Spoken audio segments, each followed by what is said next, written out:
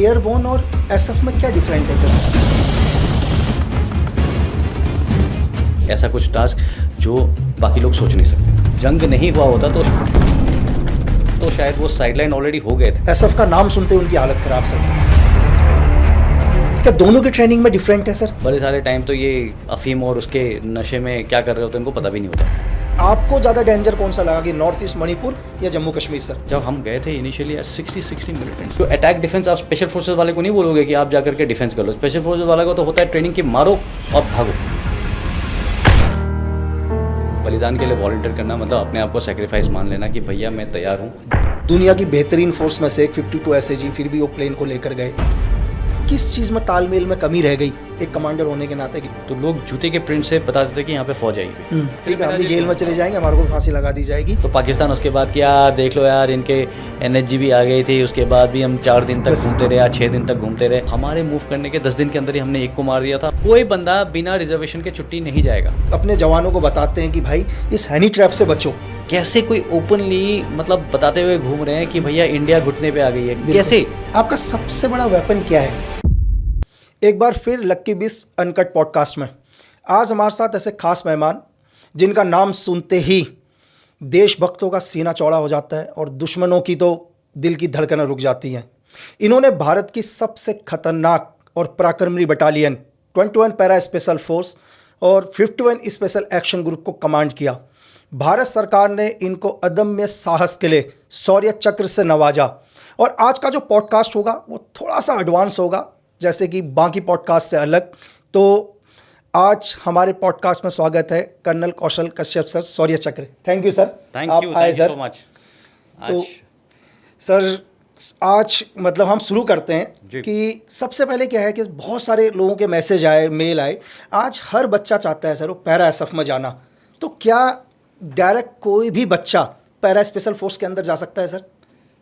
नहीं, डायरेक्ट आप देखिए पैराशूट रेजिमेंट के लिए भर्ती जब होती है तो पैराशूट रेजिमेंट में आप जा सकते हैं। पैराशूट रेजिमेंट में जाने के बाद में पूरी पैराशूट रेजिमेंट के सारे बटालियन जो हैं आज की डेट पे स्पेशल फोर्सेस हैं, तो वो उसमें से जा सकता है। बट ये जो सारे स्पेशल फोर्सेस का गेम ऐसा है कि सारे वॉलंटियर्स होते हैं। तो आप कहीं भी जाते हैं, कभी भी आपके सर्विस के दौरान आप चाहें कि मैं स्पेशल फोर्सेस में जाना चाहता हूँ तो आप वॉलंटियर करके जा सकते हैं। तो सर पैरा की शायद आई थिंक टोटल 14 बटालियंस हैं, 14 आई थिंक आज के टाइम में, या 1 2 3 4 5 6 7 देयर, ये सारे वो हैं। एयरबोर्न और एसएफ में क्या डिफरेंट है सर? जैसे लोग जानना चाहें यार कि कुछ एक एसएफ की बटालियन, जैसे आपकी 21 पैरा एसएफ हो गई, 10 पैरा एसएफ हो गई, कुछ एक एयरबोर्न, तो दोनों में क्या डिफरेंट है? दोनों के अंदर फ़र्क? तो ये जो इनिशियल कॉन्सेप्ट होता था ना कि स्पेशल फोर्सेस होती है। स्पेशल फोर्सेस का शुरू हुआ था मेघदूत फोर्सेस करके 1965 के वॉर में। इनफैक्ट ये जो कॉन्सेप्ट है स्पेशल फोर्सेस का, मैं बुक भी लिख रहा हूँ इसके ऊपर। ये बहुत पुराना है, ये ऐसा नहीं है कि अभी सुनने को आया है।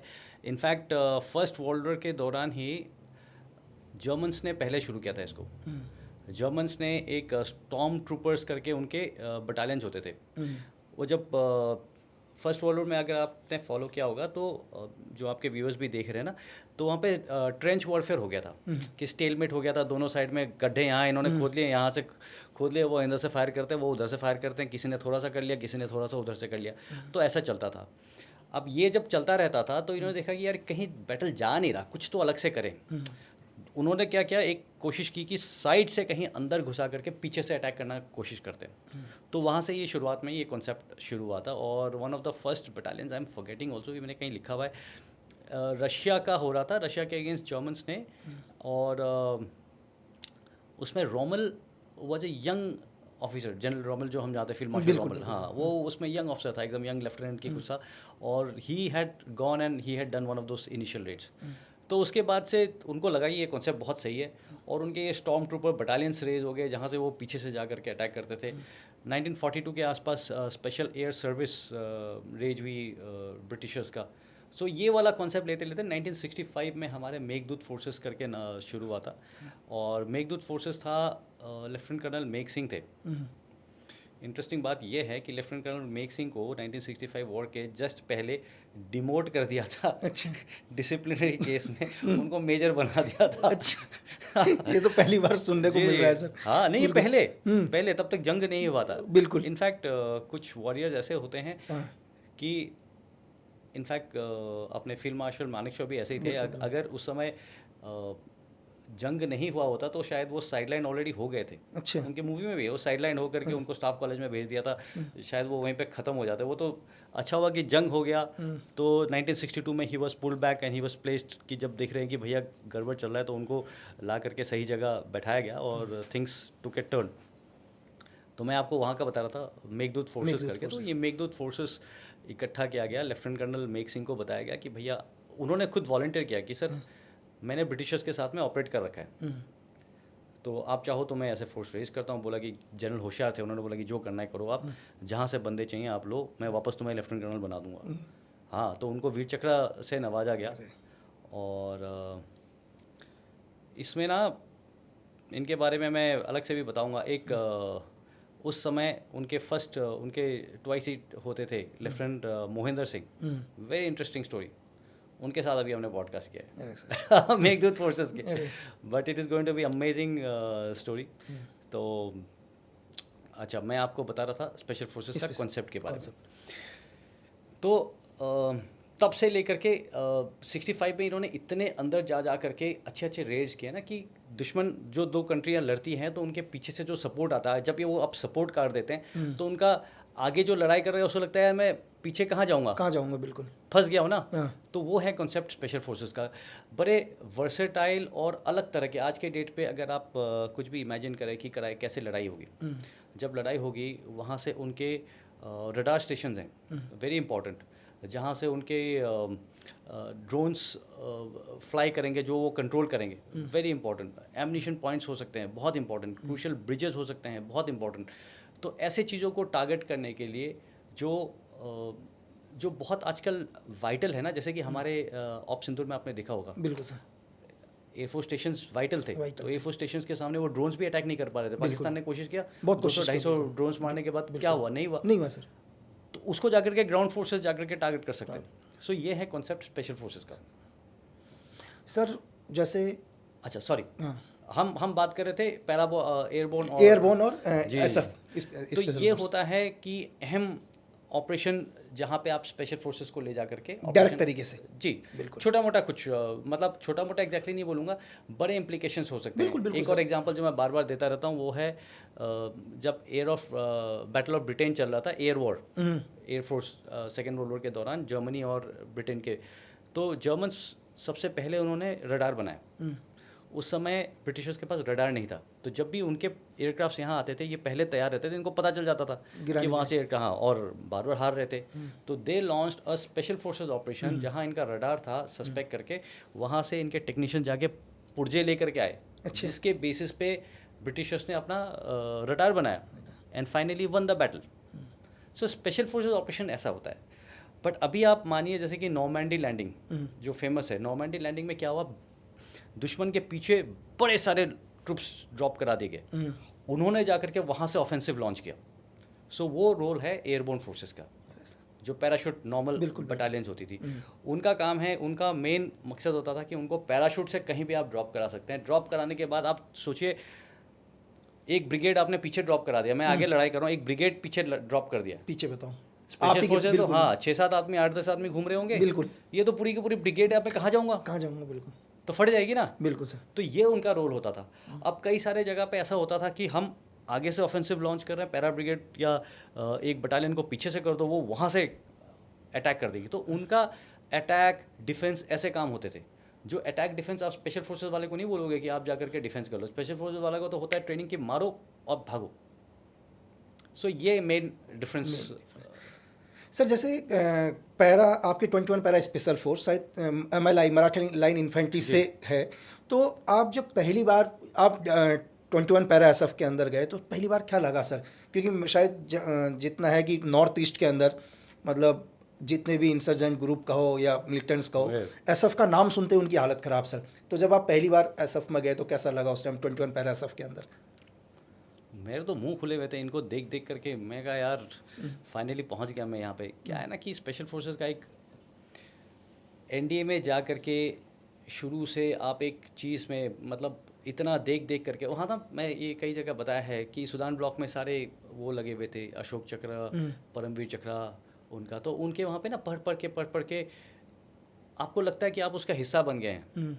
तो मैं काफ़ी टाइम वहाँ पे स्पेंड किया था, तो वही जो स्पेशली 9 पैरा स्पेशल फोर्सेस वालों का मैं उनका पढ़ के, तब सारे अशोक चक्र उनके थे, तो पढ़ के ना फिर किसने बताया कि ये बलिदान होता है, ये ऐसा होता है, और आप वो सपना देख रहे हैं कि यार क्या होता है बलिदान, कैसे लोग होते हैं वो, और वो आपका सडनली सपना वहाँ पे सच हो जाता है। मैं गेट पे खड़ा था जिस दिन मैं पहुँचा, मैं कमीशन 3 जाट में हुआ था, और 3 जाट के बाद मैंने कुछ समय के बाद स्पेशल फोर्सेस में ऑप्ट किया, और जब जोरहाट में गया तो गेट पे खड़ा रहा, पूरे दिन गेट पे खड़ा ही रहा, मैं बैठने नहीं दिया मेरे को। अच्छा। और मैं वही गेट पे देख रहा था, मैं कहा अच्छा सच में मैं पहुंच गया हूँ। नॉर्मल बंदे होते हैं, बट उनके चाल में बात अलग होती है। और जब पहुंचा तो एविडेंट हो गया देख करके कि भैया कुछ बात तो अलग है इनमें। मतलब हर बंदा सबसे पहले वॉलंटियर करके आता है। बिल्कुल सर, बिल्कुल। क्या होता है वॉलंटियर बलिदान के लिए वॉलंटियर करना मतलब अपने आप को सेक्रीफाइस मान लेना कि भैया मैं तैयार हूँ मरने के लिए, किसी भी टास्क के लिए, ऐसा कुछ टास्क जो बाकी लोग सोच नहीं सकते, है कि नहीं? बिल्कुल सर। तो वैसे बंदे जाना, और जाने के बाद ऐसा नहीं है कि आपने वॉलंटियर किया तो आपको रखा जाएगा। नहीं बिल्कुल, उसमें हाँ, सिलेक्ट उसके होंगे। बाद वो छन्नी होगा जिसमें से निकाल के चुन के आपको पहले तो तोड़ा जाएगा कि आप निकल जाओ, भाग जाओ यहाँ से, क्या करने आए हो, और फिर निकालने के बाद में जो कुछ बंदे बचते हैं वो है। तो बहुत ही एक्सेप्शनल एक्सपीरियंस था वो। तो सर जैसे 21 पैरा एसएफ पूरा नॉर्थ ईस्ट, अगर 10 पैरा एसएफ को बोले हम डेजर्ट, क्या दोनों की ट्रेनिंग में डिफरेंट है सर? कि अगर 21 पैरा एसएफ पूरा नॉर्थ ईस्ट को देखेगी या 10 पैरा एसएफ कभी इन पाक के खिलाफ डेजर्ट को देखेगी, दोनों के ऑपरेशंस में या ट्रेनिंग में थोड़ा सा डिफरेंस होता है या चीज़ें सेम?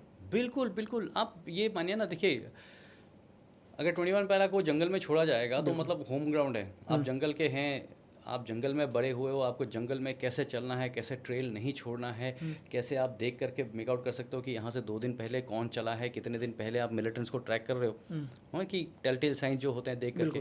और 10 पैरा वैसे जंगल के लिए, सॉरी डेजर्ट्स के लिए स्पेशलाइज है। उनको डेजर्ट में नेविगेशन से लेकर के डेजर्ट में सर्वाइवल, पानी कहाँ मिलेगा कहाँ नहीं मिलेगा, हर चीज़ अलग है, कहाँ से आप देख सकते हो। आप 21 वाले को सडनली आप डेजर्ट में छोड़ दोगे तो इनिशियली तकलीफ होगी, बट मैं इसीलिए इनको स्पेशल फोर्सेस कहते हैं, क्योंकि वो स्पेशलाइज होते हैं। स्पेशलाइजेशन के लिए आप जीडी आदमी, जैसे कि नॉर्मल अगर कोई देखे, वो डेजर्ट में भी लड़ाई कर लेगा, वो रिवराइन टेरेन में भी लड़ाई कर लेगा, वो माउंटेन्स में भी लड़ लेगा, जंगल में भी लड़ लेगा, लड़ तो सब में लेगा, लेकिन खास बात क्या है, स्पेशलाइजेशन क्या है। इसीलिए इनको स्पेशल फोर्सेस कहा जाता है कि ये स्पेशलाइज करते हैं अपने थिएटर में, अपने टेरेन के अंदर, पूरा का पूरा गेम उसी से। तो आपने पूरा नॉर्थ ईस्ट देखा सर, मणिपुर देखा। अगर मैं आपसे पूछूं कि मणिपुर ज़्यादा डेंजर या जेएनके ज़्यादा डेंजर सर, दोनों में से, दोनों के ऑपरेशन में क्या फ़र्क है सर? देखो नॉर्थ ईस्ट की न्यूज़ तो लोगों को सुनाई नहीं देती सर। आप 1 महीने टीवी चलाकर देख लो, मुझे नहीं लगता कि 1 महीने के अंदर 5 दिन भी किसी को नॉर्थ ईस्ट की खबर दिखाई दे रही होगी या मणिपुर की। लेकिन जेएनके अभी भी आप खोल कर देखो, जेएनके में ये चल रहा है, जेएनके के अंदर ये चल रहा है। क्या डिफरेंस है दोनों के अंदर सर, ऑपरेशन में, मिलिटेंसी में? और ज़्यादा डेंजर अगर आपसे मैं पूछूं कि आपको ज़्यादा डेंजर कौन सा लगा, कि नॉर्थ ईस्ट मणिपुर या जम्मू कश्मीर सर? देखिए दोनों में ना बहुत ही अलग है, जैसे आपने बताया बहुत ही अलग है। जम्मू एंड कश्मीर के आज के डेट पे सारे पाकिस्तान स्पॉन्सर्ड टेररिस्ट है, वो उनके चोर लुचक्के से लेकर के उनको दिमाग उनका ब्रेन वॉश किया जाता है, भ्रष्ट किया जाता है, और उनको जा करके भेज दिया जाता है। बड़े सारे टाइम तो ये अफीम और उसके नशे में क्या कर रहे होते हैं उनको पता भी नहीं होता, ठीक है। तो वो अलग है, उसको लड़ना भी अलग है, समझ रहे। 6-7 आदमी आकर के बहुत डैमेज कर सकते हैं अगर आदमी के अंदर मरने का खौफ नहीं है तो। कोई आदमी जिसमें मरने का खौफ नहीं है, वो आकर के नशे में या जैसे भी, वो आपको बहुत डैमेज कर सकता है, वो ऐसे पागलपन कर सकता है जो पागलपन कभी आप शायद एक्सपेक्ट ना करें। तो इसीलिए मैं नहीं बोलूँगा कि जम्मू एंड कश्मीर वाला आसान है, बट जम्मू एंड कश्मीर वाला इस कैटेगरी के लोग हैं। आप अगर नॉर्थ ईस्ट का मिलिटेंसी देखें तो नॉर्थ ईस्ट में बड़े स्ट्रक्चर्ड और डिसिप्लिन्ड लोग हैं। नॉर्थ ईस्ट के लोगों से, अब मिलिटेंट ग्रुप तो नॉर्थ ईस्ट वाला ही होगा ना, बिल्कुल बिल्कुल। और नॉर्थ ईस्ट का बंदा पैदाइशी नेचर से बड़ा क्लोज रहा है, वो शिकार करते हुए बड़ा हुआ है, वो 3 दिन पहले का गिलहरी का मार्क्स देख करके बता देगा वो तो हंटिंग कर रहा है, डियर कहाँ से गया है, जानवर कहाँ से गया है कि नहीं। वो तो बचपन से लेकर के माँ बाप के साथ वो गुलेल टांग के मैंने भी हाँ, देखा, छोटे गुलेल, बच्चे अरे गुलेल टांग के, गले में इतना छोटा बच्चा गले में गुलेल टांगी हुई। अपना बंदा ऐसे क्रॉलिंग करके चिड़िया मारने के लिए गुलेल वो करके कैसे पोजीशन लेकर के फायर करता है। मैंने कहा यार ये तो इनके लिए ये नेचुरल चीज़ें हैं। अब वही नेचुरल बंदा जब ऑर्गेनाइज करके मिलिटेंसी करता है, जब हम गए थे इनिशियली 60 मिलिटेंट्स एक जगह में, 60 मिलिटेंट्स, आप सोचिए वहाँ पे वो बसेस चला रहे हैं, वहाँ पे उनके बैरियर्स लगे हुए हैं, संतरी पोस्ट मैन करते थे। इस हिसाब से 2004 में उनकी हालत थी, लिबरेटेड जोन मानते थे। स्कूल चला रहे हैं वहाँ पे, मेडिकल कैंप्स ऑर्गेनाइज कर रहे हैं कि आ जाओ आप सारे गांव के बच्चों को हम वो देंगे, क्या कहते हैं, अपनी गवर्नमेंट चला रहे हैं वगैरह देंगे। बिल्कुल ऐसी हालत होती थी तब। सो बहुत ही स्ट्रक्चर्ड। और पहली बार जब हमने वहाँ पे एक ऑपरेशन हुआ था मणिपुर में, आप भी वहाँ पे रहे हैं, तो हम साजिक तंपक एक जगह है, वहाँ से हम आगे गए थे। और आगे जा कर के मेरी टीम ट्रेनिंग कर रही थी और ये दूसरी टीम ब्रावो टीम के साथ ऑपरेशन हो रहा था। वो ब्रावो टीम गए जा कर के ऑपरेशन कर रहे थे और सडनली हम तो रेडियो सेट में सुन रहे थे, ज़्यादा दूर नहीं था, 60 मिलिटेंट्स दे काउंटेड, 60 मिलिटेंट्स। और 60 मिलिटेंट्स क्या हुआ, हमारी पार्टी लग रही थी और पीछे से और पार्टी आ रही थी, कहे और भी आ रहे हैं, हम रुक जाओ, इसको हम ठीक से घेरेंगे करके ना, क्लोज करते करते। तो उस समय क्या हुआ, मिलिटेंट का मेन कैंप यहाँ था, एक सैटेलाइट कैंप यहाँ था, यहाँ से खाना लेने के लिए इधर आ रहे थे, वो नीचे नाले में चढ़ के। तो जब ये पार्टी नीचे नाले में उतर के वो कर रही थी तो सडनली आमने सामने हो गया, बिकॉज हमारा सबका ध्यान यहाँ था, मेन कैंप, उसको क्लोज कर रहे हैं। और एक पार्टी आया, यहाँ फाइट हो गया, तो सरप्राइज लॉस्ट हो गया। जैसे सरप्राइज लॉस्ट हो गया, बाकी पार्टी जब आ रही थी उन्होंने कहा कि ये भाग जाएंगे, फायर करो, तो उन्होंने पीछे से फायर करना शुरू किया। ये बंदों ने पैनिक नहीं किया, ये कोई नहा धो रहा था, कोई वॉलीबॉल खेल रहा था पूरे गांव में, बोला अच्छा कहाँ से फायर आ रहा है, वहाँ से आ रहा है। तो इन्होंने सबने पिट्ठू उट्ठू पहना, अपना हथियार तैयार किया, ऊपर गए, ऊपर जा करके देखा उन्होंने, और ये पूरा हम देख रहे हैं सामने, ऑर्गेनाइज किया, अपने आपको बोला कि अच्छा 3 बंदों को अपने आरपीजी के साथ में किया, वहाँ से उन्होंने फायर खोला, फिर 2 बंदे यहाँ से मशीन गन्स लगवाया, वहाँ से फायर किया, फिर देख रहा नहीं यार ये बात बनेगी नहीं, ये काफ़ी फायर कर रहे हैं। फिर उन्होंने पट्टू उठाया, तरतीब बार कुछ पार्टी आगे गई, कुछ ने कवर किया, फिर ये पार्टी आगे गई, पूरे ड्रिल्स के साथ। ये आप एक्सपेक्ट नहीं कर सकते। सर मैंने तो NSCN का देखा, वो पूरा आर्मी ड्रेस, बिल्कुल आपने NSCN IM देखे होंगे, पूरा आपको मतलब कोई अगर सिविलियन देख रहे तो उसको लगा है तो आर्मी है करके, वो तो आर्मी देखेगा उसको, बिल्कुल बिल्कुल उनकी परेड वैसे, उनकी वो भी बिल्कुल अपना इंडिपेंडेंस डे सब कुछ मनाते हैं वो लोग पूरे उसका, तो लगेगा ही नहीं यार ये तो मतलब एक इंसर्जेंट ग्रुप है करके NSCN। जी, मैं NSCN के ऊपर ज़्यादा कमेंट नहीं करूँगा, बट सीजफायर बिल्कुल, अभी तो भारत सरकार के साथ सीजफायर चल रहा है सर उनका, 1997 या 99 से सीजफायर चल रहा है उनका लगातार। तो एक चीज़ और सर, जैसे आपको शौर्य चक्र भी दिया गया, तो उस ऑपरेशन के बारे में अगर बताना चाहें जिससे आपको भारत सरकार ने शौर्य चक्र से नवाजा सर। जी, ये ना अवार्ड से पहले मैं ये बताना चाहता हूँ कि अवार्ड के लिए चलिए मैं लकी था, मेरे को अवार्ड मिल गया, मेरे सीनियर्स ने हमारा नाम साइटेशन भेज दिया था। बट ऐसे बहुत सारे और लोग हैं ना जिनको कोई अवार्ड नहीं मिला हुआ है। बिल्कुल, लेकिन साथ में टीम ही वर्क करती है टीम में, और इन्होंने बहुत अच्छे काम कर रखे, बहुत कई लोगों ने मतलब बहुत अच्छे काम कर रखे जिन्हों को अवार्ड नहीं मिला। तो ये बताना कि मेरे को अवार्ड मिला है तो मैं बहुत अच्छा हूँ, या मेरे को पर्सनली मतलब कंफर्टेबल नहीं लगता है, क्योंकि मैंने देखा है ऐसे लोग बेचारों को। नहीं, ऑपरेशन तो टीम से ही होगा सर। देखो दुनिया में एक अकेला आदमी तो ऑपरेशन नहीं करेगा, डेफिनेटली उस ऑपरेशन में पूरी टीम होगी सर। अगर कहीं भी कोई ऑपरेशन हाइड आउट बर्बाद करने जा रहे हो, कहीं रेड करने जा रहे हो, कोई आपका कोई एनकाउंटर हो, तो अकेला सिंगल आदमी तो है नहीं सर, ये पिक्चर तो चल नहीं रही है। सिंगल आदमी वो था, वो जॉन रैम्बो, वो अकेले जा करके पता नहीं कहाँ का है। बट हम, और इनफैक्ट सिलेक्शन से ऐसे लोगों को सिलेक्ट नहीं किया जाता है जो अकेला अपने आप को 30 खान समझते हैं। बिल्कुल बिल्कुल, सिलेक्शन में टीम के अंदर इकट्ठा होकर के कौन ऑपरेट कर रहा है वो बहुत इंपॉर्टेंट होता है। तो या ये ऑपरेशन हम मणिपुर में ऑपरेशंस कर रहे थे और सडनली कुछ एक दूसरे जगह थोड़ा सा हंगामा होता है, तो एक कम्युनिटी को लोग टारगेट कर रहे थे, तो बताया गया कि यार यहाँ स्पेशल फोर्सेस को मूव करो। बहुत कई सारे लोगों को मार दिया गया था, सिविलियंस को ना, वो किसी एक कम्युनिटी को दूसरा एक मिलिटेंट ऑर्गेनाइजेशन में, ज़्यादा वो नहीं बताना चाहता। तो हमें रातों रात मूव किया गया था और वहाँ पे हमारे मूव करने के 10 दिन के अंदर ही हमने एक को मार दिया था। फिर कुछ दिन के अंदर हमने जो वहाँ कमांडर जो पूरा ऑर्गेनाइज कर रहा था उनको न्यूट्रलाइज कर दिया था। कमांडर था वहाँ का। जी, एरिया कमांडर था। तो इस वजह से मुझे शौर्य चक्र मिला था। इसमें काफ़ी बदमाशी भी मैंने की थी।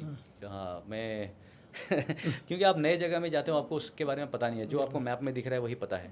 वहाँ पे एक मेन रोड था, पूरा बड़ा जंगल था, मेन रोड था, उसके अंदर कोई गया नहीं है, आपको कुछ भी नहीं पता वहाँ का। तो पहले तो मैं खुद ही अंदर जा करके देखने लगा, लुंगी वुंगी पहन करके ना, वो तब देखने में बच्चे लगते थे, तो स्टूडेंट बन करके अंदर गए। और अंदर जा करके मैंने कुछ दोस्त बनाए थे, उनके साथ अंदर जा करके देखा। तो अंदर जाके ना बातचीत में पता चला कि पास में ही एक वहाँ ना लकड़ी काटने के कैंप्स होते थे जंगल के अंदर। हाँ, तो आई डोंट नो लीगल है इलीगल है जो भी है, तो एक लकड़ी काटने वाला कैंप था, वहाँ पे हम बैठे थे और खाना खा रहे थे। तभी पता चला कि बगल वाले कैंप में मिलिटेंट्स आए हुए हैं।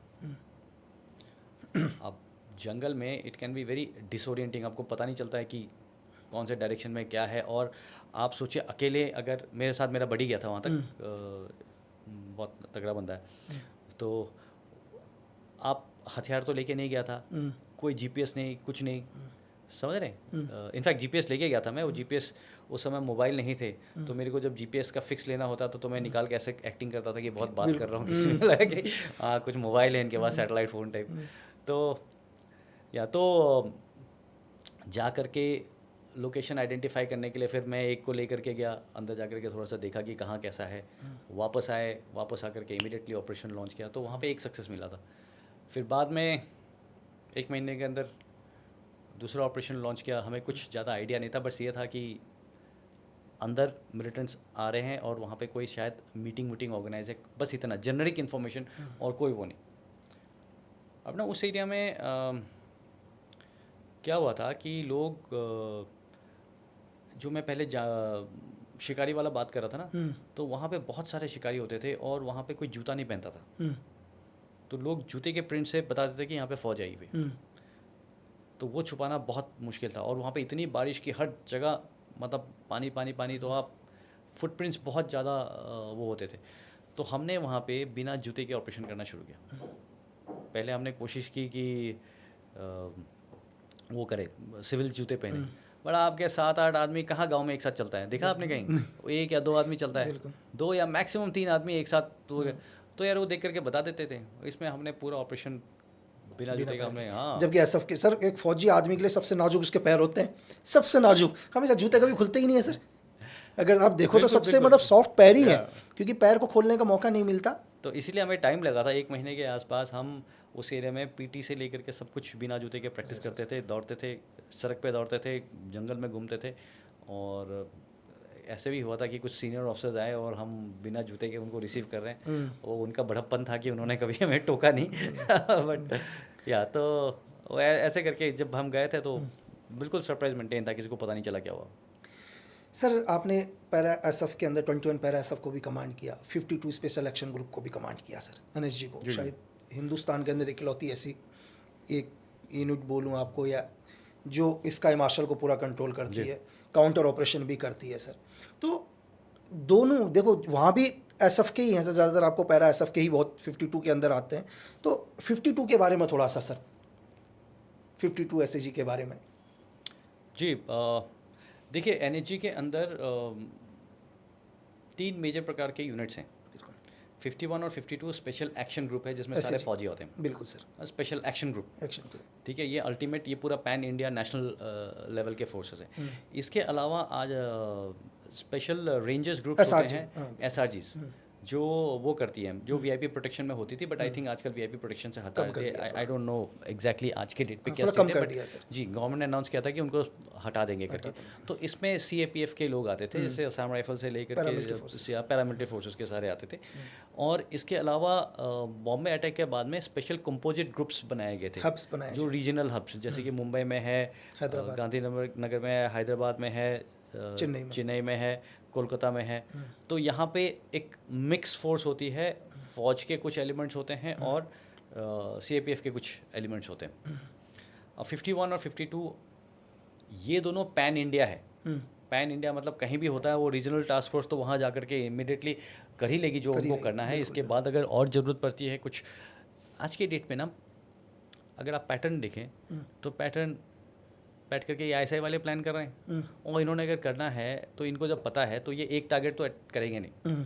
जैसे बॉम्बे हुआ था, 4-5 अलग अलग जगह एक साथ साइमल्टेनियसली अटैक करेंगे, ताकि आपकी जो वहाँ पे फोर्स है वो बढ़ जाए।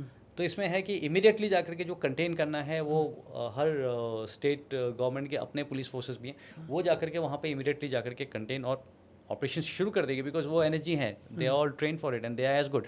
और साथ ही साथ यहाँ से स्पेशल एक्शन ग्रुप्स लॉन्च होंगे। सो 51 का मेन टास्क और काउंटर टेररिस्ट ऑपरेशंस ही है। 52 का मेन रोल काउंटर हाईजैक है और स्काई मार्शल ड्यूटीज़ की। अगर पूरे देश में कहीं भी हाईजैक टाइप की चीज़ होती है तो this is one unit.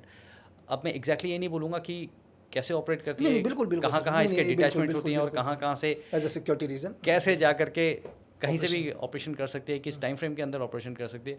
But जी हाँ, इससे पहले कि कोई सोच सके कि क्या हो रहा है, they going to be there. Sir जैसे या प्लीज नहीं, जैसे 52 की बात करें, हमने 24 दिसंबर 1999 को एक हाईजैक हुआ था ICR 114, जिसको काठमांडू से गंदार, तो कहते हैं ऐसे चाहती तो 52 एक्शन ले सकती थी सर अमृतसर के अंदर। तो ऐसा क्या हुआ कि उसको ये मतलब हम इसको मतलब किस चीज़ में तालमेल में कमी रह गई? एक कमांडर होने के नाते, एक लीडर होने के नाते आपको लगता है कि यानी इस ऑपरेशन को रोका जा सकता था अमृतसर के अंदर, इस हाईजैकिंग को जब फ्यूल भराया उन्होंने? तो कहीं ना कहीं सर, क्योंकि हमारे पास इतनी मतलब दुनिया की बेहतरीन फोर्स में से एक 52 SAG, फिर भी वो प्लेन को लेकर गए। देखिए, हाईजैक टाइप की जो चीज़ है ना, वो एक नेशनल क्राइसिस है। ये एक नॉर्मल काउंटर टेररिस्ट ऑपरेशन से बहुत ज़्यादा अहमियत रखता है, बिकॉज अगर किसी ने हाईजैक किया है तो वो सीधा आपके देश के इज्जत को टारगेट कर रहा है। It's a national emergency. आप समझ रहे हैं? तो उसको टैकल करने के लिए ना एक पूरी क्राइसिस मैनेजमेंट कमेटी होती है, वो बड़े लेवल पे ना, एंड पूरे देश के रिसोर्सेज वहाँ पे लगा दिए जाते हैं। और इस पूरे जो रिसोर्सेज का जो वो है, पूरा जो ऑर्गेनाइजेशन है, उसमें 52 SAG बहुत बाद में और बहुत लास्ट में आती है। हाँ बिल्कुल, एज एक्शन के लिए सिर्फ। हाँ, उसको हम कहते हैं the last arrow in the quiver. मतलब आप अर्जुन का मान लीजिए, उसमें बहुत सारे एरो कैरी करते हैं, उसमें आखिरी एरो है 52 कि अब जा कर के एक्शन करना है। इससे पहले जब एयरक्राफ्ट हाईजैक होता है, पायलट के कुछ रोल होते हैं। ये तो मतलब हर जगह सिखाया जाता है, तो ये मैं कुछ कॉन्फिडेंशियल नहीं बता रहा हूँ, बट पायलट का रोल होता है वो 7600 वो फटाफट उसमें डाल देना है। ATC का रोल होता है, ATC ने उसको गाइड करना है कि अगला, देर आर सम प्लेसेस जहाँ आपको जाना चाहिए, देर आर सम प्लेसेस जहाँ आपको नहीं जाना चाहिए। ATC का रोल होता है। इंडियन एयरफोर्स का रोल होता है, जो यहाँ पे एनी कॉम्बैट एयर पेट्रोल आसपास, उसको जा करके इमीडिएटली उसको एकम्पनी करके जाना चाहिए कि अगर वो देश के बाहर जा रहा है, ऐसे कोई जगह जा रहा है जहाँ उसको नहीं जाना चाहिए। 9/11 में जाकर के क्या वर्ल्ड ट्रेड सेंटर में मार दिया। अभी जाकर के अगर PMO में या पार्लियामेंट में या कहीं जाकर के एयरक्राफ्ट क्रैश कर देगा तो there has to be aircraft, air force का प्लेन उसके साथ जाना चाहिए। अब जिस एरिया में वो अगर लैंड करना चाहे, है कि नहीं, ज़्यादातर तो क्या है कि हाईजैक आज के डेट पे या कभी भी एयरक्राफ्ट किसी ने हाईजैक क्यों किया है? बस कर सकता था, ट्रेन कर सकता था, कोई बिल्डिंग को ले सकता था। एयरक्राफ्ट क्यों किया है? एयरक्राफ्ट इसीलिए किया है क्योंकि वो जो दो कंट्रीज़ के बीच में डिप्लोमेसी या जो इंटरनेशनल रिलेशंस है ना, उसमें जो फॉल्ट लाइंस है उसको एक्सप्लॉइट करना चाहता है। आप समझ रहे मैं क्या कह रहा हूँ? तो उसने एयरक्राफ्ट पहले तो हाईजैक किया ही नहीं है कि भैया यहीं पे आकर के लैंड करें। बिल्कुल बिल्कुल बिल्कुल सर। उसने तो एयरक्राफ्ट इसलिए हाईजैक किया कि मैंने तो लेके जाना है, तो वो दूसरा चैलेंज है। आप समझ रहे हैं? तो 814 के टाइम पे इट वाज कोइंसिडेंटल कि उस समय उनके पास फ्यूल नहीं था या व्हाटएवर, जो पायलट थे मिस्टर देवी शरण आई थिंक, या तो ही वाज गुड इनफ कि उन्होंने लैंड कराया उसको। लैंड करने के बाद में मौका मिला कि वो एयरक्राफ्ट, बहुत सारी चीज़ें हैं, मैं उसको ज़्यादा नहीं बोलना चाहता हूँ, बट मैं आपको कहने की ये कोशिश कर रहा हूँ कि 52 SAG का इसमें कोई फेलियर तो नहीं, मैं बिल्कुल अब 52 SAG जब मोबिलाइज होता है तो किसी ने एयरक्राफ्ट देना है। एयरक्राफ्ट अगर आप उस एयरपोर्ट पे लेके जा सकते हैं तो ठीक है, नहीं लेके जा सकते तो आप कहीं और लैंड करेंगे। हो सकता है हाईजैक एयरक्राफ्ट है, लेकिन आप सारे अगर किताबें भी पढ़ लें हाईजैक एयरक्राफ्ट कहीं पे खड़ा है तो ज़रूरी नहीं है कि वहीं पे आप लैंड कर पाओ, कहीं और लैंड करोगे।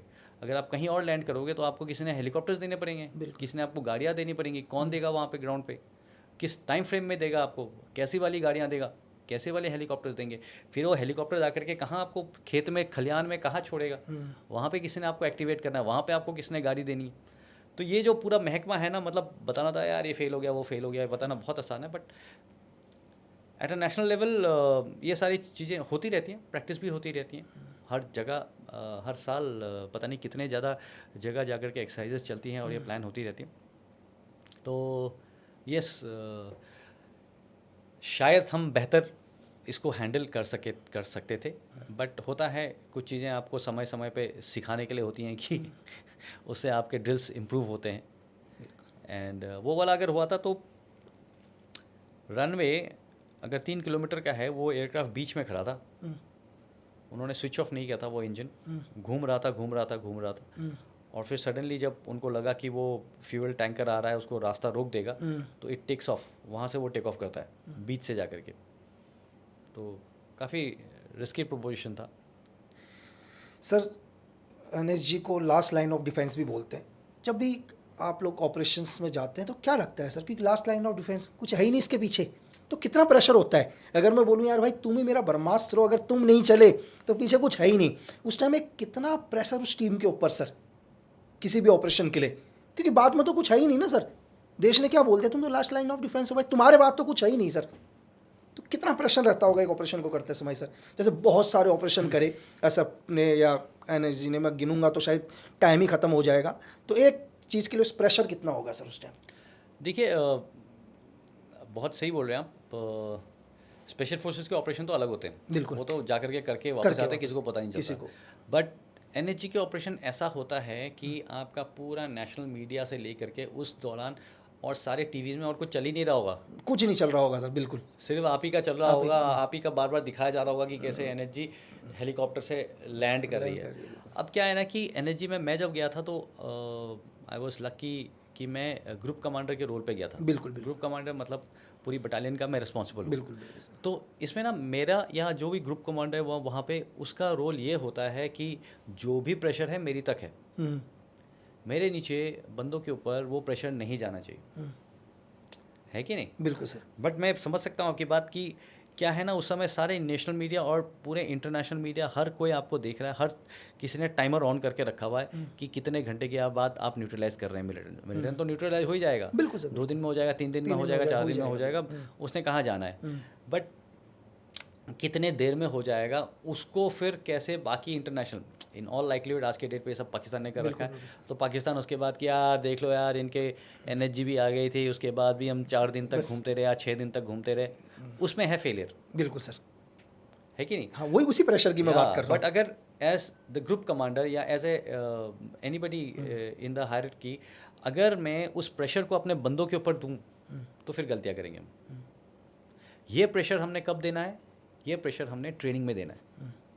ट्रेनिंग इतनी कराओ, ट्रेनिंग में इतना मेहनत कराओ कि ये बंदा ऑलरेडी वो सारी चीज़ें जो वहाँ पे होने वाली हैं वो ऑलरेडी कर चुका है, वो कई बार कर चुका है, हर दिन कर रहा है। आप समझ रहे हैं मैं क्या कहने की कोशिश कर रहा हूं? बिल्कुल सर, बिल्कुल। तो ये जो प्रेशर है, ये प्रेशर हमने पहले ही विजुअलाइज करके, पहले ही समझ करके ये प्रेशर हर दिन दे दे के ताकि वो जिस दिन ऑपरेशन के लिए जाएगा उस दिन उसको प्रेशर से दूर रखना है, क्योंकि उस दिन अगर वो गलती करेगा प्रेशर में आकर के उसके जान जाएगी।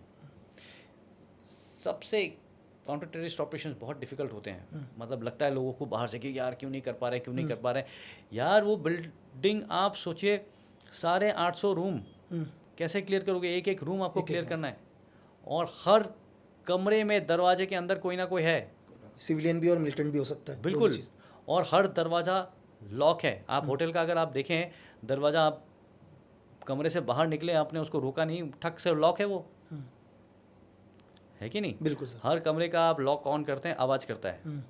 आपने जैसे ही आपको हो सकता है कि उस समय अगर लाइट्स नहीं दे रखा है कहीं तो आपका एज इट इज़ आपके लॉक्स काम नहीं करेंगे। बट अगर लेट्स से लाइट्स है, सिलेक्टिवली आपके लॉक्स काम कर रहे हैं, आप वो की होल्डर पे जैसे ही आप स्वाइप करेंगे, आप उसको टच करेंगे, अंदर से इंफॉर्मेशन आ गई है। अंदर जो भी बैठा है अंदर ना, बिल्कुल वो तो ऐसा फालतू चीज़ तो बैठा नहीं है ना, बिल्कुल।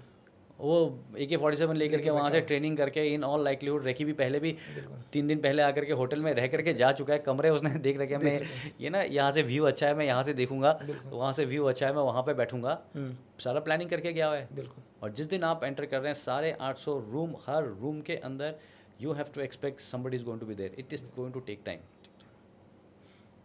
जनता को लगता है सर क्यों नहीं हो पा रहा इतनी देर तक, इतना देर हो गया क्यों नहीं हो पा रहा, तो तो या ऐसे चीज़ें इट टेक्स टाइम। नहीं, आपने बिल्कुल बोला कि ट्रेनिंग में होता है, तो ट्रेनिंग में एक है ना सर कि ट्रेनिंग में बहाया हुआ पसीना लड़ाई में तुम्हारा खून बचाएगा। तो रही ट्रेनिंग की बात सर, आपने पैरा एसएफ की भी ट्रेनिंग करी, या मैं आपसे पूछूं कि पैरा एसएफ की ट्रेनिंग या बेलगांव कमांडो ट्रेनिंग या एनएसजी की ट्रेनिंग, इन तीनों में से सबसे टफ ट्रेनिंग कौन सी है सर?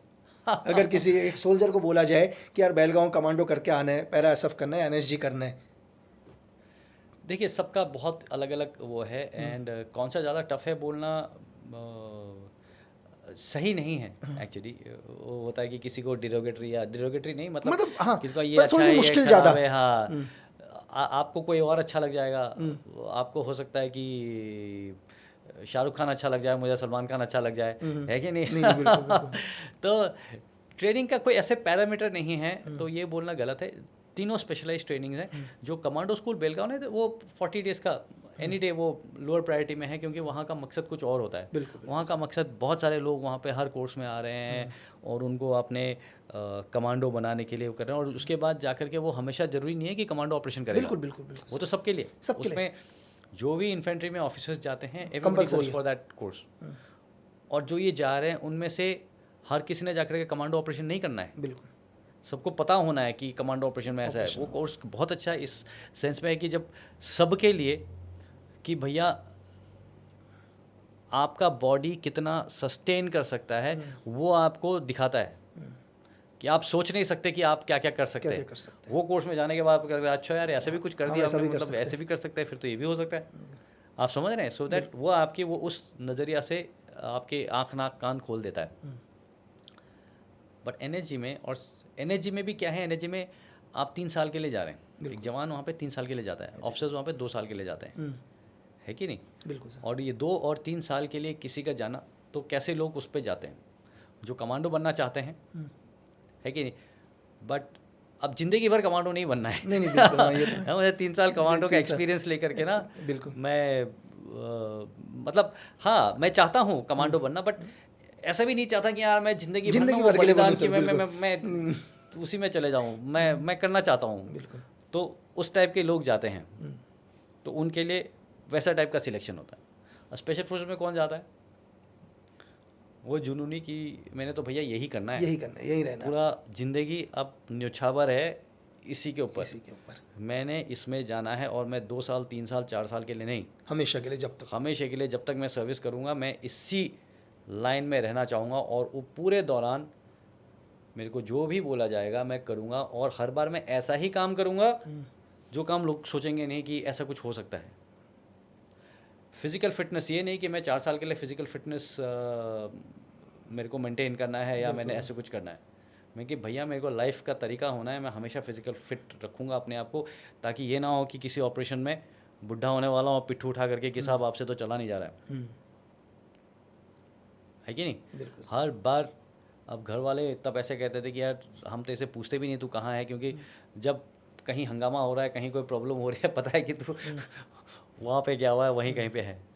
तो अभी भी आप मेरी यूनिट का अगर आप देख लें कि हम पूछते नहीं है कि कौन कहाँ है, पता है कि जहाँ पे प्रॉब्लम्स चल रही हैं, जहाँ पे प्रॉब्लम्स हो रही हैं, जहाँ पे मिलिटेंट्स का कोई भी ऑपरेशन हुआ है, आपको पता है कि वहाँ कहीं पे अपने बंदे लगे हुए हैं। तो वो आपने एक लाइफ हमेशा के लिए चुनने के लिए यू हैव टू नो कि कौन कैसा। आई होप मैं आपको समझा पाया हूँ। नहीं बिल्कुल सर। डिफरेंस कैसे, अब ये बोलना कि किसी में आसान है किसी में नहीं है, बट जो क्वालिटी ऑफ लोग जो माइंडसेट के साथ जाते हैं वहाँ से थोड़ा सा डिफरेंस हो जाता है कि कौन कहाँ कैसे जाता है। सर कई बार जैसे ऑपरेशन में जाते हैं तो बहुत सारे जवान होते हैं, देखो हो सकता है किसी ने 4 दिन पहले एक छुट्टी की एप्लीकेशन भी लगाई हो और कंपनी कमांडर सर ने बोला और अभी तुम एक काम करना 10 दिन के बाद चले जाना, क्योंकि वैकेंसी नहीं होती, कई बार एक स्ट्रेंथ भी कंप्लीट रखनी पड़ती है।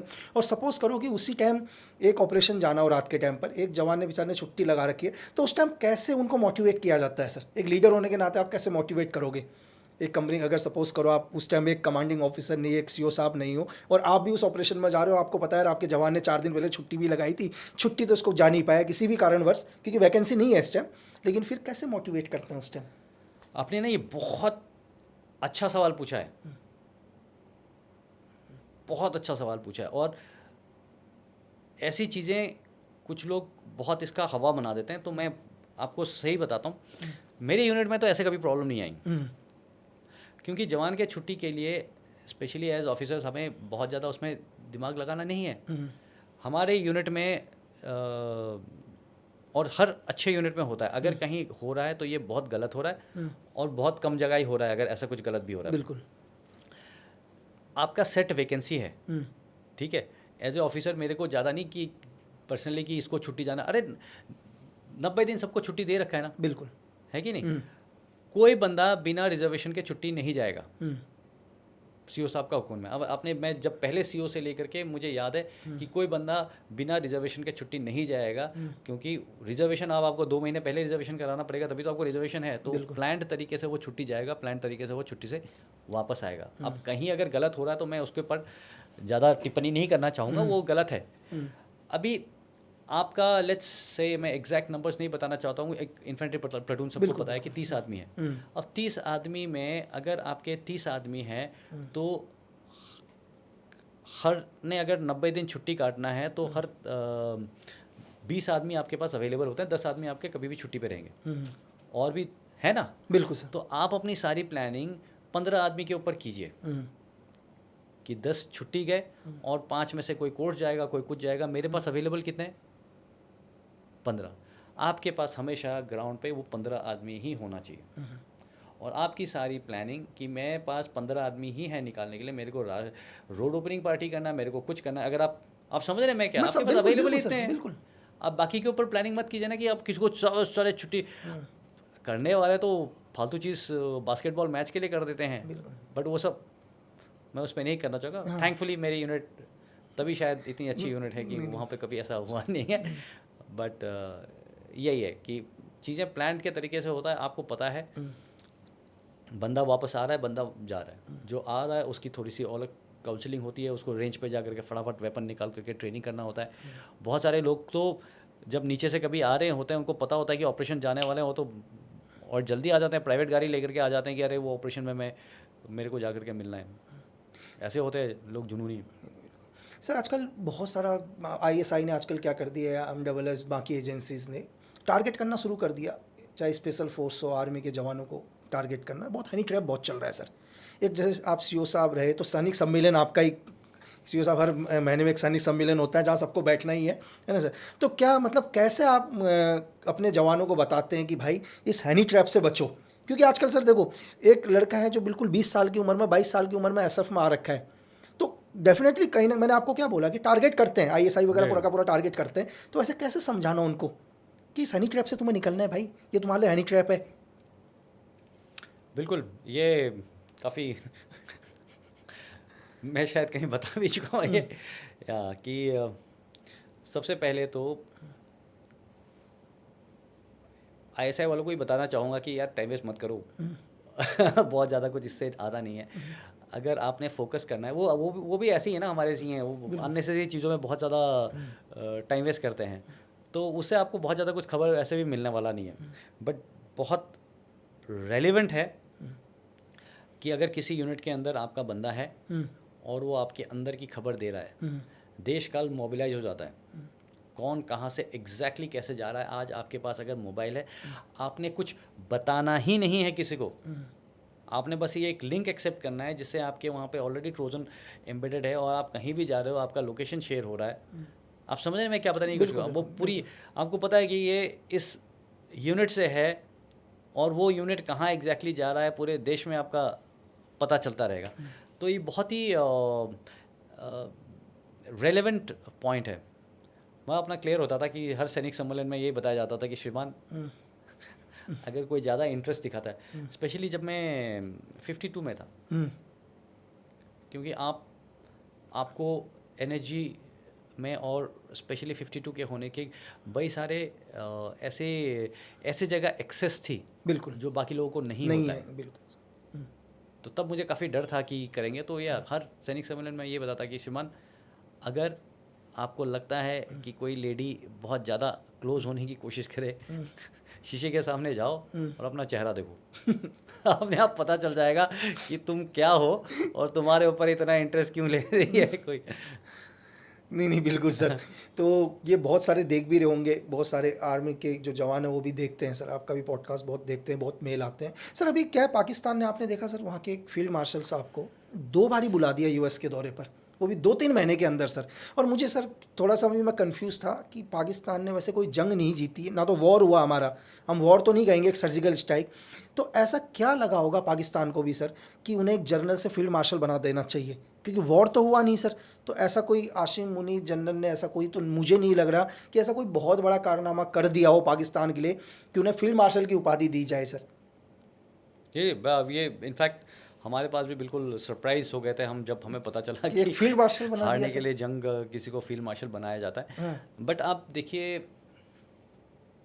कभी कभी तो मुझे बुरा लगता है पाकिस्तान के ऊपर ना। पाकिस्तान जब देश आज़ाद हुआ मोहम्मद अली जिन्ना का ये सपने के साथ में, बट वो ना कभी स्टेबल नहीं हो पाया।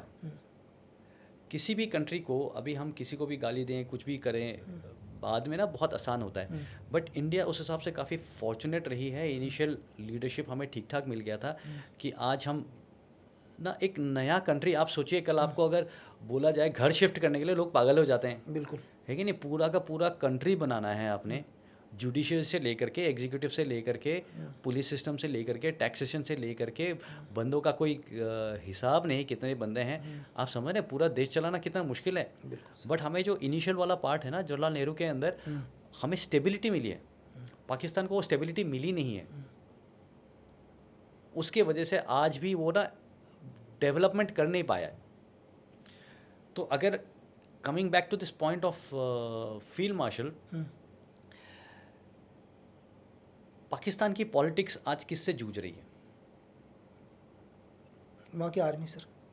सिर्फ आर्मी से नहीं, आर्मी को उसने खुश रखना है, खुश रखना आर्मी को तो डेफिनेट है कि नहीं, और उसको पावर में रहना है। पावर में रहने के लिए उसने अपने लोगों को एक नैरेटिव देना है, और ये दोनों नैरेटिव वो तभी सही से दे सकते थे जब ये उन्होंने फील्ड मार्शल नॉमिनेट कर दिया। आप समझ रहे मैं क्या कहने की कोशिश कर रहा हूं? समझ गया बिल्कुल। अपने लोगों को कैसे बताओगे कि भाई जंग हम जीत गए, जंग हम तो जीते हैं, जंग जीत हम गए, जीते हैं। जंग जीते। हर जगह वो ये बताते, कैसे कोई ओपनली मतलब बताते हुए घूम रहे हैं कि भैया इंडिया घुटने पे आ गई है। कैसे, किस बेसिस के ऊपर, मतलब क्या प्रूफ है आपके पास, किस बेसिस पे आप मतलब बता रहे हैं कि हम जंग जीत गए हैं? बट लोगों ने तो आंखों में वो बांध रखा है, उनको तो वही मीडिया दिख रहा है ना जो उनके सामने हर जगह हो रहा है। तो वही है उनके लिए कि भैया जंग जीत गए हैं, फील्ड मार्शल बना दिया हमने दिखाने के लिए, अलग चीज़। और सेकेंडली आसिम मुनीर को खुश रखना है, बिकॉज पता है कि यार इसको तख्ता अगर पलट खुश हो नहीं जाएगा रहा तो पता नहीं कब तख्ता पलट हो जाए, कब तख्ता पलट हो जाए। तो एक तीर दो निशाने, स्मार्ट मूव कि हमारी भी मतलब हम जिंदा तो रहेंगे, हमारी कुर्सी तो रहेगी, नहीं तो बेनज़ीर भुट्टो की तरह हमारा भी तख्ता पलट हो जाएगा सर। ठीक है, हम भी जेल में चले जाएंगे, हमारे को भी फांसी लगा दी जाएगी। तो सर हम तो चाहते थे बहुत बात करें, लेकिन हमारा अनकट पॉडकास्ट है जिसमें मतलब बैटरी, कैमरे की बैटरी ख़त्म हो जाएगी। तो एक लास्ट क्वेश्चन के साथ ख़त्म करना चाहूँगा सर, एक आखिरी क्वेश्चन के साथ, कि जब भी आप ऑपरेशन में जाते हैं सर, आपका सबसे बड़ा वेपन क्या है जो आप हाथ में लेके चल रहे हैं, उसको ही आप सबसे बड़ा अपना वेपन करते हैं, या कुछ और आपका सबसे बड़ा वेपन सर उस ऑपरेशन के लिए, कि ये मेरा सबसे बड़ा हथियार है भाई इस ऑपरेशन का? देखिए, एज ए लीडर मेरे सबसे बड़े हथियार मेरे ट्रुप्स हैं। मेरा काम ये है कि इनको सेफली लेकर के जाऊं, और ऐसे जगह से ले जाएं ताकि पहले तो ये सेफ रहे, किसी को पता ना चले, और इनका इस्तेमाल करके, ये नहीं कि मैं आगे जा कर के खुद किसी को मारना है, इनका ऐसे इस्तेमाल किया जाए कि आप एम्बुश में बैठे हैं, नहीं बिल्कुल, 5 मिलिटेंट आए हैं सामने से, सब ने यहाँ से फायर खोला और सिर्फ 2 मिलिटेंट मरे। क्यों? क्योंकि सब ने वो पहले 2 पे ही मारे, पीछे वाले पे किसने टारगेट ही नहीं किया। प्रॉब्लम क्या है? प्रॉब्लम ये है कि आपने तैयारी उस हिसाब से नहीं की है कि आप कहाँ बैठे हो, आप किसके ऊपर टारगेट करोगे। मैं यहाँ बैठा हूँ तो मेरा ये बनता है, मैं यहाँ बैठा हूँ मेरा ये बनता है। आप समझ रहे हैं मैं क्या, पता नहीं बिल्कुल। तो ये प्लानिंग से लेकर के ये तैयारी आपके ऊपर कि भैया ये है मेरा strength. Now coming back to weapon, अगर आप फिजिकल वेपन की बात करें तो लोग पर्सनल वेपन बताते हैं, बट पर्सनल वेपन ना, जिसने उस टाइप का कॉम्बैट नहीं देखा, उस टाइप का कॉम्बैट को चुप कराने के लिए ना रॉकेट लॉन्चर जैसा कोई वेपन नहीं है। जब रॉकेट लॉन्चर फायर होता है तो सब ठंड हो जाता है, सब चुप हो जाते हैं। जब चिटर पिटर इधर उधर पिट पिट पिट पिट पिट पिट पिट पिट चलता रहता है और this guys also open up, तो सीधा स्पेशली आप अगर कहीं सरप्राइज हो गए, सरप्राइज मतलब आप जा रहे थे, आपने सोचा नहीं था मैं कहीं और जा रहा हूँ और सडनली कोई और बैठा था और दे ओपन अप फायर, तो आप क्या करें?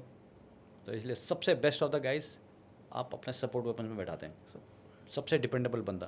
कि ये नहीं कि उस समय मैंने हथियार कहीं दुबक के बैठ गया, वैसे तो ऐसे में ऐसे कोई बंदा होता नहीं है। और बार बार कि भैया जैसे फायर आया आपने देखा, और रॉकेट लॉन्चर जैसा वेपन ऐसा है कि आप कहीं भी ऐसा नहीं कि मुड़ करके फायर कर दो, उसका बैक ब्लास्ट ही सर, उसका बंचूरी से देगा, अपने बंदे चेप देगा सारा। सर आदमी को सुना मैंने, बिल्कुल दरंगा फील्ड फायर में 4 राउंड फायर करे, मेरे कानों से वो निकल गया धुआं।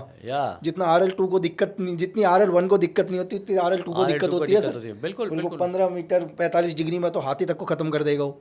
सो आपने बिल्कुल मतलब वो बंदे ना जो प्रेजेंस ऑफ माइंड, गोलियां चल रही हैं और आप शिस्त ले रहे हो, और पता है पीछे हमारा काँप रहे, आप हाथ नहीं काँप रहे, और इसके साथ में कि पीछे एनवायरनमेंट पूरा आमने सामने क्या है, क्या यहाँ से कर सकता हूँ। हमारे बंदों के कान खराब हो गए थे। नहीं बिल्कुल सर, एक ऑपरेशन में वो बैक ब्लास्ट क्लियर नहीं था, पीछे कटी हुई वो थी कटाई, तो जहाँ से वो ब्लास्ट किया और वापस आया, ओ उसमें कान के पर्दे उड़ गए। ओ दैट्स व्हाट, आई होप आपका आंसर मैं सही कर पाया। नहीं बिल्कुल सर, बिल्कुल, और बहुत अच्छा लगा सर आपने दिया। और ये पॉडकास्ट भी बिल्कुल कोई कट नहीं होगा, कोई एडिट नहीं होगा, आपको वैसा ही दिखाई देगा। तो आपने अपना वक्त दिया सर, उसके लिए बहुत बहुत धन्यवाद सर। बस लास्ट में यूथ को कोई मैसेज देना चाहें देश के, कि बस एक इस देश के यूथ को सर, आने वाले जनरेशन को हमारे, बस आने वाले जनरेशन के लिए सबसे बड़ा मैसेज ये है कि आप जो हैं सबसे अलग हैं। आप ना लकी बीच बन सकते हैं, आप ना कौशल कश्यप बन सकते हैं, आप हम सबसे बेहतर बन सकते हैं। हर इंडिविजुअल अलग है। बिल्कुल सर। तो आपको किसी को फॉलो करने की ज़रूरत नहीं है, बट येस आपको कभी भी अगर सक्सेसफुल होना है तो आपको हार्ड वर्क तो करना ही पड़ेगा, प्लान तरीके से हार्ड वर्क। कभी सक्सेस आपके पास आकर के नहीं बोला है कि भैया आजा, मुझे तुम पसंद आ गए हो, आज से मैं तुम्हारे साथ, नहीं। बिल्कुल बिल्कुल, जैसे मेहनत का कोई विकल्प ही नहीं है सर। बिल्कुल, तो आपको हार्ड वर्क करना पड़ेगा। कुछ भी आप हासिल करना चाहते हैं आप हासिल कर सकते हैं, प्रोवाइडेड कि आप सही जगह मेहनत कर रहे हैं। और समय, time I believe universal currency है। आप जितना अपना समय जहाँ लगाओगे उतना आपको वो चीज़ फ़ायदा देगी। आप अपने पढ़ाई में लगाना चाहते हो तो आपको पढ़ाई से रिज़ल्ट मिलेगा। आप अपने फैमिली में लगाना चाहते हैं तो आपका फैमिली अच्छा रिजल्ट देगा। स्पेशली अगर मैं अपने तरफ से, मैं अगर अपने बच्चों के ऊपर पूरा टाइम लगाने लगूँ तो मुझे पता है कि मेरे बच्चे सबसे बेहतर हो जाएंगे। बिल्कुल। मैं अपने काम में लगाने लगूँगा तो मेरा काम वहाँ से मेरे को, सो ये डिसीजन सबको लेना है आई थिंक। नहीं, thank you sir, thank you sir, बहुत बहुत धन्यवाद। Thank you.